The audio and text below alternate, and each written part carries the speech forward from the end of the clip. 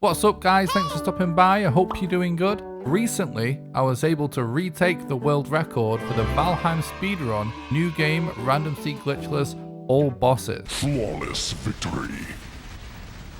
Let's go! This was a huge grind. I managed to get the time down to 4 hours, 3 minutes and 8 seconds. And in order to do this, I figured out a bunch of new strats. And plus, since my last Valheim speedrun explained video, there's been a lot of changes to strats anyway. So I thought it was the perfect time to go over the new record run and explain all the strats. So without further ado, this video is the Valheim world record speedrun explained.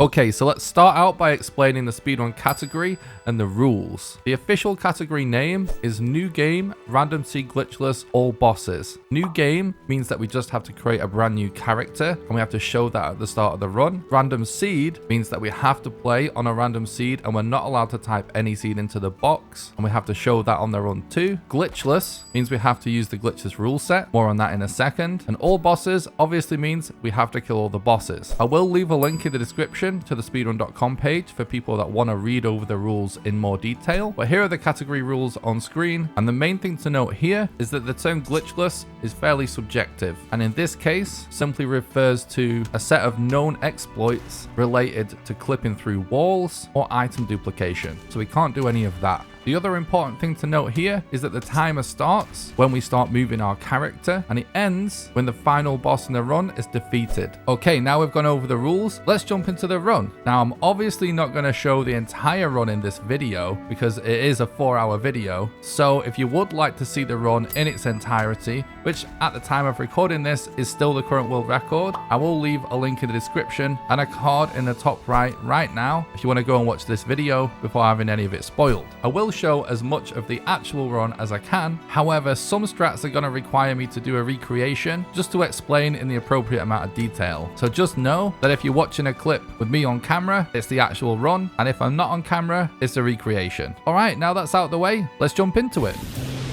Okay, so even though the timer doesn't start until we start moving, in order for moderators to validate the run, every run starts with the creation of a new character and a new seed. Once the new world starts up, the intro sequence can actually be skipped by logging out and logging back in again. However, this is not done in the run because we use the opportunity of flying over the world with a Valkyrie to check for some information. This actually brings us to our first new strat, which is the print seeds command.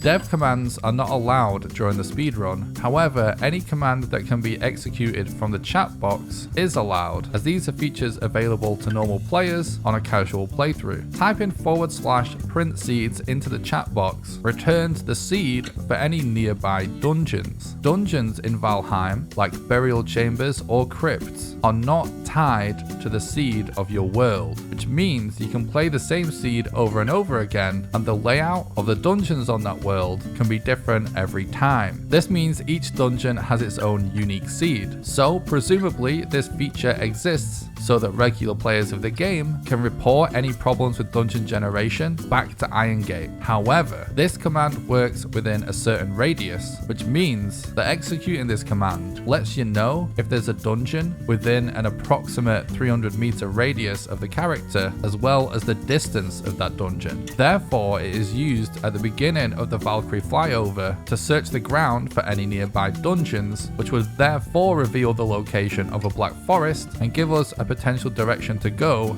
after killing the first boss. One of the other reasons we don't skip the intro is that as we fly over, we do explore this part of the map, which is another way we might get the location of a black forest before the run actually starts. And last but not least, from the Valkyrie, we can constantly pan the camera around and look out for mountains, which may give us a direction to go in to start searching for Modder. Then once the intro sequence is over, or we feel that we've seen enough to know that there isn't going to be anything useful nearby, we log out and log back in before we start the run to remove the wet debuff that is obtained during the cutscene. Once we've relogged and a timer starts, we check the Eikthyr location, and then our number one priority is getting mats to make a hammer. Once we have the hammer, we use the torch to start collecting wood so we can make multiple cooking stations. We use the cooking stations to trap deer, which enables us to start hunting them right away. So once we've found deer, we trap them, kill them with either the torch or whatever weapon we have, and hope they drop a trophy. This is a good opportunity to explain something about the hammer. Normally in Valheim, when you unequip a weapon, an animation plays. However, there is no animation for equipping or unequipping the hammer. Therefore, the hammer is switched to throughout the run instead of unequipping any weapons, so we can start sprinting instantaneously rather than waiting for the animation to be over. Once we've collected our trophies, we then go and summon Eikthyr.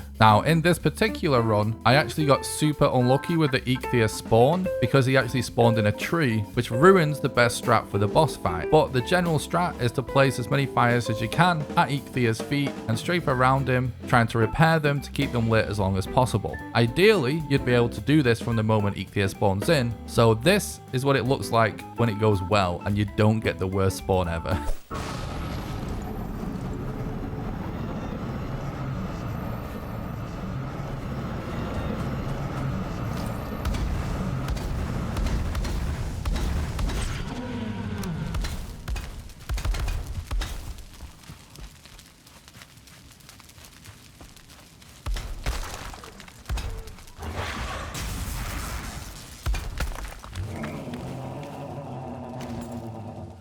Once Eikthyr is defeated, we take his trophy back to spawn so we can claim his ability. We collect 25 flint that we're going to use later, build a couple of pickaxes, and head to the Black Forest. Once we're in the Black Forest, one of the things we're looking out for are troll caves. Troll caves have really high spawn rates for leather and bones, which we use later to make a level 3 club. Of course, the main thing we're looking for whilst we're in the Black Forest is an Elder Rune, which means checking either burial chambers or Grey Dwarf towers. If we end up checking a burial chamber, then we also keep an eye out for one Surtling core, which we use later to make a bonfire. While searching for the Elder, we're also trying to find ancient seeds as we go, which can be discovered by listening out for the sound of a Grey Dwarf nest. Once we get to the Elder, there are a couple of ways that you can approach the new Elder strats, but my approach is to get a bed down, set the spawn, kill your character by doing /die in the chat, and then combining the Eikthyr ability with the corpse run buff to greatly reduce stamina usage, and then as the Elder spawns in, just like Eikthyr, placing fires exactly where he spawns in, and strafing round and repairing. The process takes a little longer with the Elder, which is why I personally use the Eikthyr and the corpse run buff to aid with this. No, I think we got it though. Hell yeah. There we go, world record pace. Around this part of the run is also when we start to build our weapons. Up until this point, we made sure that we collect 25 flint and 20 leather and at least 15 bone. We used some flint and wood to make a chopping block, and flint and leather plus the hide from the deer from the beginning of the game to make a tanning rack. This allows us to have a level 3 workbench, and we use the bones to upgrade the club to level 3. If we have 30 bones, then we make 2 clubs. Then from the scraps of any mats we have left over, we make a level 2 spear to help deal with draugrs, and a crude bow to deal with mosquitoes. Next, using the raft, we head to a swamp. And the main thing we're looking for in the swamp is a crypt. Once we find a crypt, we build a bed on top of it so that we have a safe respawn point, and then we start searching the crypt for withered bones and the bone mass rune. Whilst exploring crypts, the main way that we deal with enemies is by using the pickaxe to carve holes in the scrap piles and throwing the spear through the hole. And if we get poisoned, we relog, which removes the poison debuff. If we find the bone mass rune inside the crypt, then we continue mining scrap piles until we have all the withered bones. But if the crypt has no bone mass rune, we keep looking elsewhere, checking any swamp structures for runes, and once we find bone mass's location, we make our way to the boss, collecting any additional withered bones we may still need, and along the way, keeping an eye out for any mountains that may provide us with a model location. On this particular run, we did find a mountain on the way to bone mass. The way we climb mountains is by building a bed to set the spawn at the base of the mountain, killing our character again with /die to leave a tombstone, then once again combining the Eikthyr buff with corpse run for a massive stamina usage reduction. This allows us to climb the mountain very easily, and a corpse run buff heals us over time so we don't die to freezing. Whilst on the mountain, we are searching for any towers, hoping to find the Modder rune. On this run, we got lucky because Modder ended up being on the same mountain as our rune. So to start the setup, we place fires at the Modder altar to stop us from dying from freezing, and we use a pickaxe to dig out an area under the altar to place a bed. We then use this bed as base camp to start searching for dragon eggs, using the corpse run buff the whole time to survive the freezing. Once we find the 3 eggs, we spawn Modder in and return back into the hole under the altar, and this is where we place as many campfires as we can. During the Modder fight, if Modder can't see us, she will hover above our location. The way we make sure that she can't see us is by checking to see if we have the shelter status. So by getting sheltered and standing near the fires, Modder will hover above them, and then after a few seconds she will land and start taking fire damage. While she's taking fire damage, we keep repairing the campfires to make sure that she doesn't destroy them, and start firing arrows or throwing the spear whenever she pokes her head over the top of the hole. You can also use the bonfire for this strat, but during this run, at this moment in time, we didn't have bonfire mats, and so we went with campfires, and eventually Modder is defeated.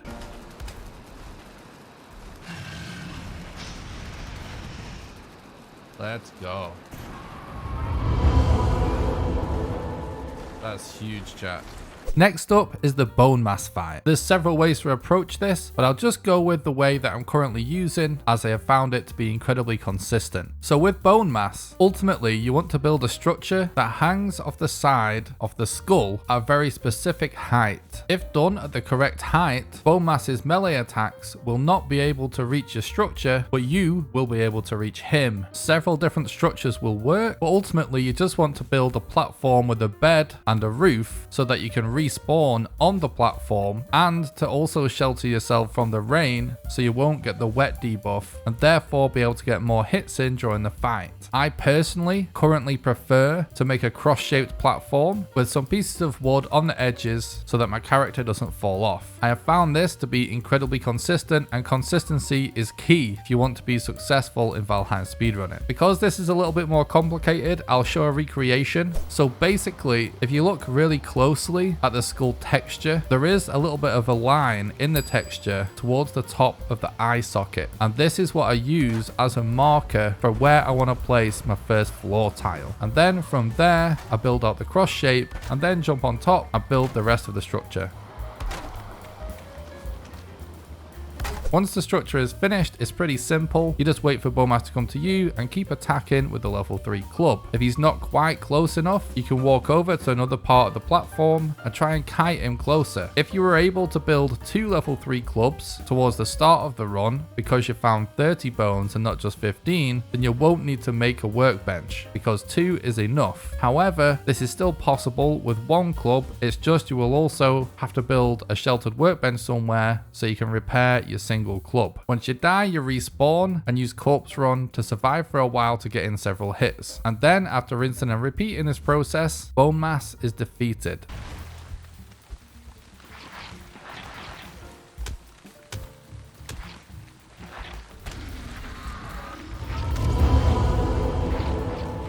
Right, we can record this. We're just gonna have to get super lucky with the lost location. Well, this setup, the main thing is just that it seems much more consistent. So far, this run had been going very well, but it was in the plains that it would start to become clear that a world record could be on the horizon, and tension was building. Yep, it has a rune. Here we go. Finding a Yag rune is the single most important thing that can happen during the plains segment, and Yag runes spawn on these stone circles. Here it is, chat. Moment of truth. It's recordable. We survived Deathsquito attacks by using the bow and waiting to release the arrow until the Deathsquito is flying in a straight line. Along the way, we're keeping an eye out for any fueling camps and checking them for totems, or we're looking for this specific type of stone tower which has a guaranteed totem spawn. And when we have everything we need, it's time to head to Yag. It's obviously not an easy one to get.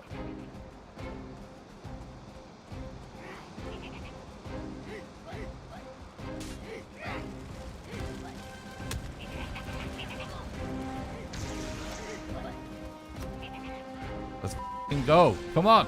Go, go, go, go, go. This cannot fall apart. I'm probably not even going to read chat. I'm going to be real. I have to fully focus.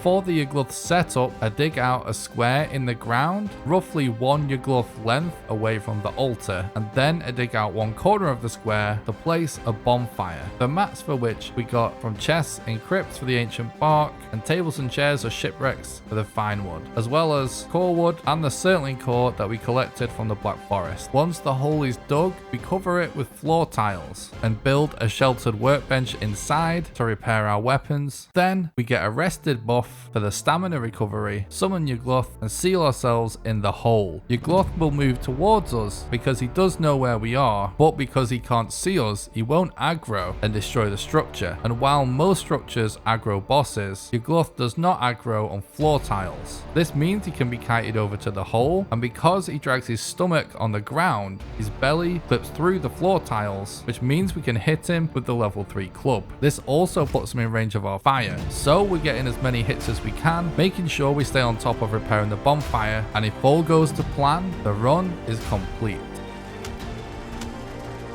I'm glad to see you spamming the chat. I can't see what you're saying, but this is history in the making. So make the most out of getting your names on the screen, chat. Yeah, I need to just concentrate. Like, there's a lot of stuff that can still go wrong.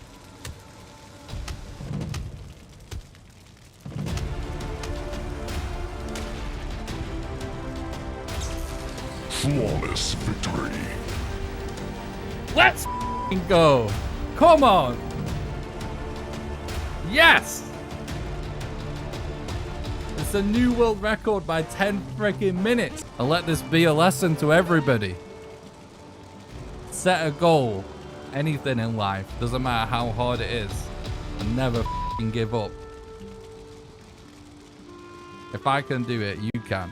Alright guys, that's just about going to do it for this one. This run has been the highlight of my speedrunning career so far, and it was an absolute blast to share it with you guys. Remember, if you want to watch the whole run, you can click the link in the description, and if you enjoyed this video, please support the content by leaving a nice comment and a like so the algorithm knows you guys are interested. Subscribe for future content. Also, if you would like to support the content and help keep the dream alive and with being able to continue to make these videos and streams for you guys, then you can do so on Patreon at patreon.com/nickrawcliffe, or by just donating or becoming a YouTube member, so I'll leave links to all that stuff in the description as well. You can make sure you don't miss any live streams or videos by joining the Discord at the link below, or by following me on Twitch. Feel free, if you have any more questions about Valheim speedrunning, to leave it in the comments, or just swing by the next live stream and ask me in the chat. I hope you enjoyed this video, and until next time, have a good one.